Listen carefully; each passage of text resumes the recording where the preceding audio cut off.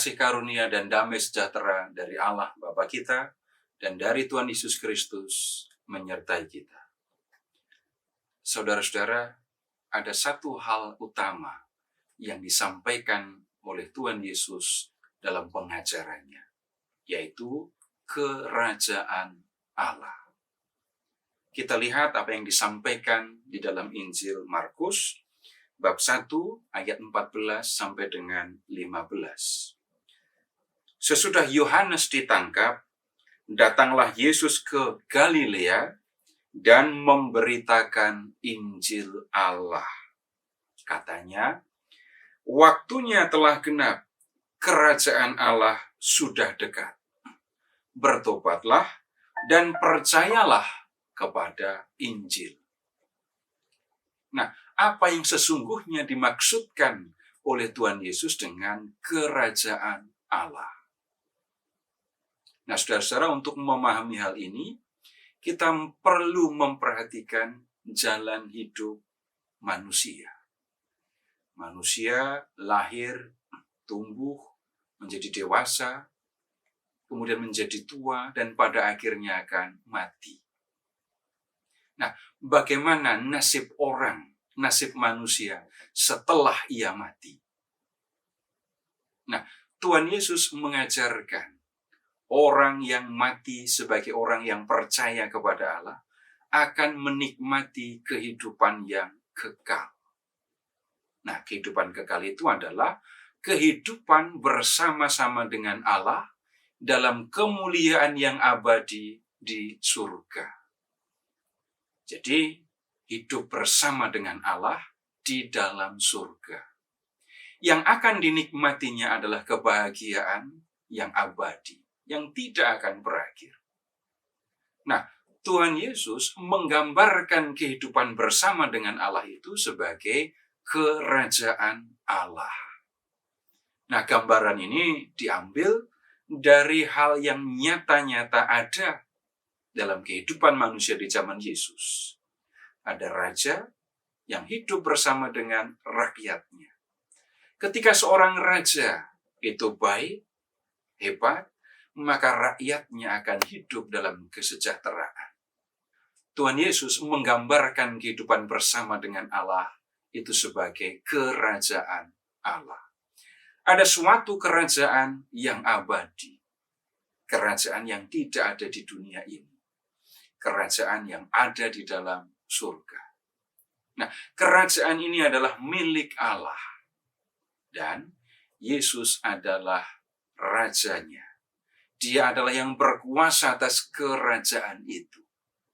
Nah, sekarang silahkan membayangkan kalau manusia hidup sebagai rakyat di dalam kerajaan surga, di dalam kerajaan Allah. Kalau rajanya itu sehebat Yesus, sebaik Yesus, penuh kasih, maka bisa dibayangkan rakyat yang tinggal di dalamnya akan menikmati kesejahteraan dan kebahagiaan. Nah, dengan gambaran ini Tuhan Yesus memberikan penjelasan hidup yang kekal, hidup bersama dengan Allah itu. Nah, kemudian Tuhan Yesus mengatakan bahwa kerajaan Allah itu sudah dekat. Atau di lain tempat juga dikatakan kerajaan Allah itu sudah datang. Nah, apa arti ucapan Yesus ini? Kita bisa memahaminya begini. Kerajaan Allah atau kehidupan yang kekal itu sudah disediakan oleh Allah. Untuk siapa? Jelas, untuk manusia. Jadi, Tuhan Yesus datang untuk memberitakan kerajaan Allah, kehidupan yang kekal, sudah disediakan oleh Allah untuk semua manusia. Tuhan Yesus tidak hanya memberitakan kerajaan Allah itu. Ia tidak hanya memberitakan bahwa kerajaan Allah itu adalah karunia yang diberikan oleh Allah. Tetapi dalam diri Yesus, Allah mengaruniakan kerajaan Allah atau kehidupan kekal itu kepada manusia. Nah, bagaimana Tuhan Yesus memberikan karunia kehidupan kekal? Caranya adalah dengan mempersembahkan diri di kayu salib. Korban yang dipersembahkan oleh Yesus di kayu salib itu memberikan pengampunan dosa kepada manusia. Jadi korban yang dipersembahkan oleh Yesus menghapus dosa-dosa yang dibuat oleh manusia. Nah, karena dosa-dosa manusia dihapus oleh Yesus dan manusia dipandang bersih dari dosa, maka Allah memandang manusia layak untuk menerima kehidupan yang kekal ini. Nah, kemudian yang selanjutnya, bagaimana cara untuk memperoleh kehidupan yang kekal ini? Tuhan Yesus mengatakan, bertobatlah dan percayalah kepada Injil. Nah, Injil yang dimaksud tentu saja bukan 4 kitab yang ada di dalam Perjanjian Baru. Kata Injil itu dalam bahasa Yunani terdiri dari 2 kata, eiu dan angelion. Eiu itu baik, angelion itu kabar. Jadi Tuhan Yesus mengatakan, bertobatlah dan percayalah kepada kabar baik. Kabar baik yang mana? Kabar baik yang diberitakannya. Apa isi kabar baik itu? Kabar baik yang disampaikan oleh Yesus adalah Allah mengaruniakan hidup yang kekal kepada manusia. Manusia akan mati, tetapi Allah mengaruniakan kepada manusia hidup yang abadi. Dan ini karunia, bukan upah, bukan hasil kerja keras. Allah memberikannya kepada manusia secara cuma-cuma. Ingat, Tuhan Yesus, anak Allah, mempersembahkan diri di kayu salib untuk menghapus dosa manusia, sehingga manusia dipandang layak untuk masuk dalam hidup yang kekal. Nah, bagaimana percaya kepada Injil ini? Kepercayaan kepada kabar baik yang diberitakan oleh Yesus itu dilakukan dengan 2 cara. Yang pertama, orang yang percaya kepada Injil Allah yang diberitakan oleh Yesus itu menerima kabar baik itu sebagai kebenaran.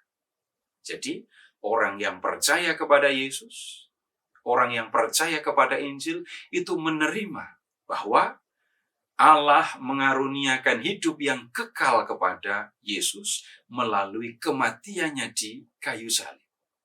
Kemudian, yang kedua, orang yang percaya itu tidak hanya mengungkapkan kepercayaannya dengan kata-kata.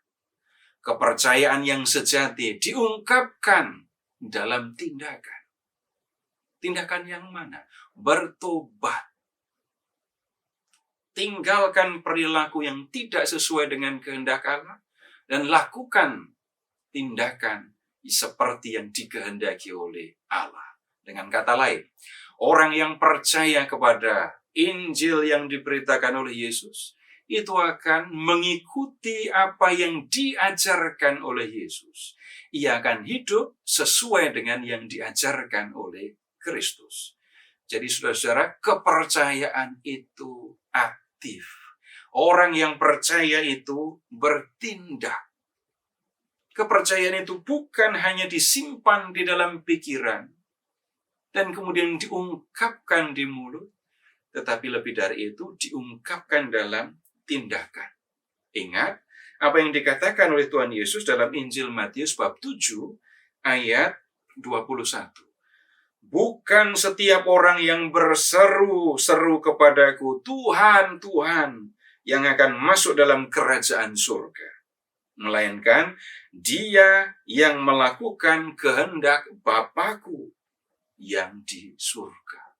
Bukan orang yang terus menyebut nama Yesus.